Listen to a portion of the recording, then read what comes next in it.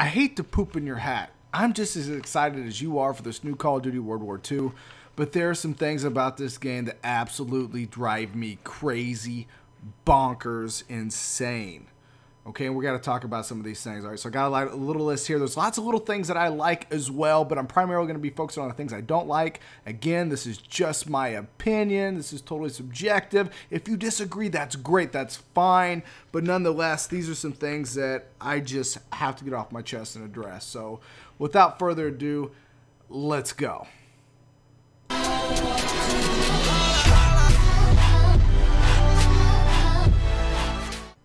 Really not sure how long this is going to take, but I want you guys to see this gameplay in its entirety. This is a free-for-all during one of the contract missions where I had to win, at least get one win from each game mode. So here we go. Let's go ahead and get into this list, and I'm going to start off right off the bat by saying Sledgehammer, you guys didn't come prepared, okay? And I understand what your argument is that, well, this happens every year when, millions of people flood the servers. It's to be expected. It's normal.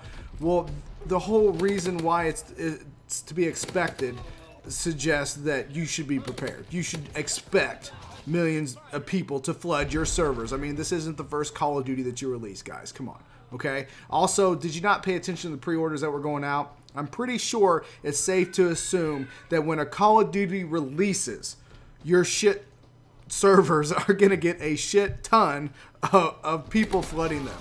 Okay, so why don't we do something about that?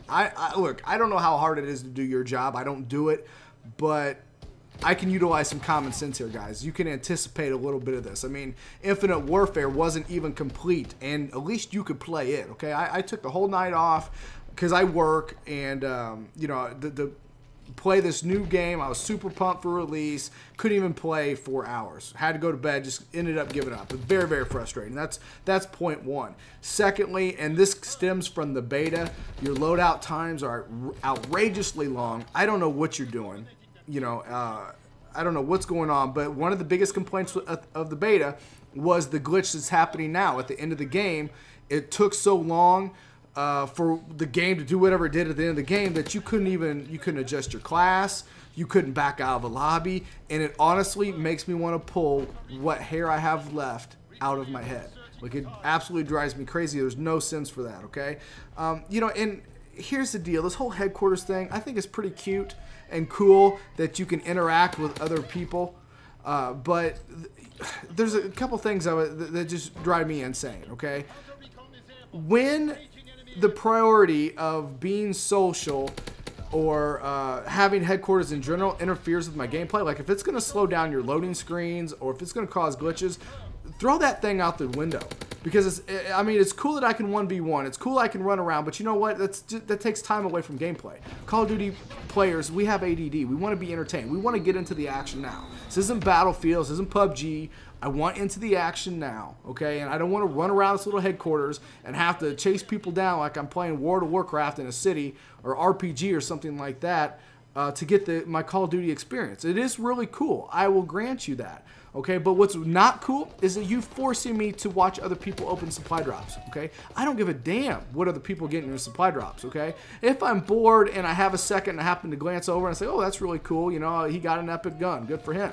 But this whole social score needs to go right back up your butt. I'm serious. You're forcing me to watch people open supply drops. You're forcing me to interact with people when I don't necessarily want to. I think it's cool that you can, but you shouldn't be giving perks away like improved drop rate on supply drops if you have a high social score, or get other weapons or other equipment or whatever if you have a high social score. That's straight up bullshit. I can't agree with that whatsoever, okay? Stop trying to reinvent the game that everyone already loved anyway, okay? Why don't you focus on things that got you here? I know that you're a developer. If you're a developer, you want to come up with a great idea and be the next big thing and be Mr. Vandahar and all this stuff, but just stop, okay? You're ruining it, okay? And it's causing all kinds of problems. And I'm pretty sure headquarters has a lot to do with these glitches that are going on. But, let's just move on. We've covered enough ground there, okay? The next is this whole pick 10 versus division thing. I can't stand divisions. I mean, I think it's kind of cool that it's different, and I can appreciate some creativity here. but you're really limiting customization. Okay, there's no way to be a full-out ninja, to stay off the radar and suppressor and all that stuff. That's just one example. I like to have different loadouts. I like to play different styles. I can't because you're forcing me, and I only get to pick like one trait or one perk or whatever to add to whatever division that I'm in. And this is crap. It just I feel limited. And if you guys had any foresight whatsoever, you would realize this is a big flaw, because you're going to hurt longevity. People are going to get tired of this game. It's going to get older quicker. Well, people are going to get tired anyway. That's just the way of things. But when you limit customization, it gets old, and that's just not smart. Okay. And here's the deal: the whole only having 9 maps on release.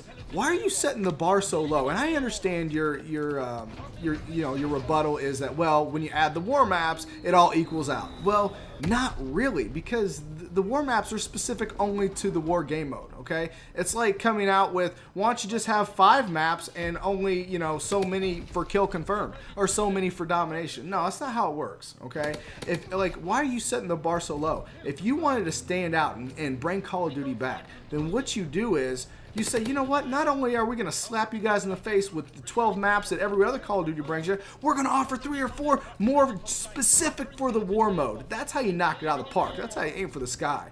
Okay, you think Babe Ruth bunted his way through the major leagues? No. He stepped up to the plate. He knocked that shit out of the park. Why can't you guys do that? Jesus. Okay, I already covered that I got this written down, but I already covered there's no time in between games to change the setup. That's a glitch. I'm pretty confident that that's going to be.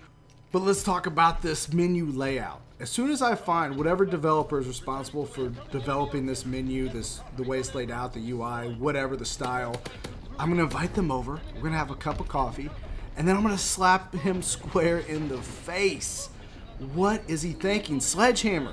If you're going to implement a drug policy, you might want to start now. You might want to have that guy pee in a cup, because I have no clue what he's talking about, okay? To bring up the map system just to vote on what map that you want, you got to hit L2 just to do that. I mean, really? You couldn't just make like every other Call of Duty where you just had to hit the D-pad, make it real simple. Everything's R1 this, L1 that, R2 this, L2 that. It's confusing. Very, very difficult. I don't want to waste a lot of time on it, but yeah. And let me just speak for the whole team deathmatch community when I say, please bump it back up to 100 kills per TDM. We want to go on those long streaks. We want those vicious medals. All right? We want that good gameplay. And if you don't play TDM, then you may not know what I'm talking about. But in any case, take it again from 75 to 100 like it ended up in the beta. It worked. It was fine. I enjoyed it. Enough said. Last but not least, the muzzle flash needs to be like toned down. It's really ridiculous. Very, very hard to aim. So sorry for being a negative Nancy, but Sledgehammer, I'm not sorry. Because if you would have been subbed to me and watched my video about the beta and all the problems that it had then, maybe you wouldn't have such an issue now. But then again, maybe you didn't, because I don't know, just some of these mistakes I just don't think should be there. But anyway, let me know in the comment section below what you guys think of the game, if you're having fun, and if you agree or disagree. And hopefully the next video I make will be much more positive and more entertaining. Until next time, my friends, Armlocks is out.